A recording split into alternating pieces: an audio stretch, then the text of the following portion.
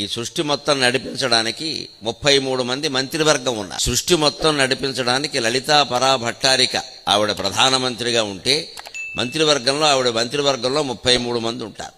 అందుకే 33 మంది దేవతలు 33 మంది. 3 కోట్లు 33 మంది ఎక్కడా లేరు. కోటి అంటే సమూహం.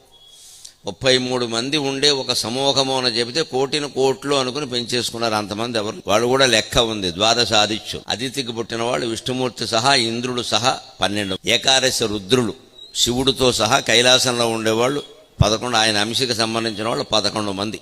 12, 11, 23. ఆ తర్వాత అష్టవసువులు 8 మంది. ఆ అష్టవసువులలో ఒకడు భీష్ముడు, తర్వాత ఆయన భీష్ముడుగా పుట్టి. ఇంకొక 2 అశ్విని దేవతలు, వాళ్ళ వల్లే నకుల సహదేవులు పుట్టి. ఈ 12, 11, 23 అష్టవసువులు 8 కలిపితే 31, అశ్విని దేవతలు 2 కలిపితే 33. ఇదే దేవతల సంఖ్య. త్రయస్త్రింశత్ కోటి అంటారు. కోటి అంటే సమూహం. 33 కోట్లు.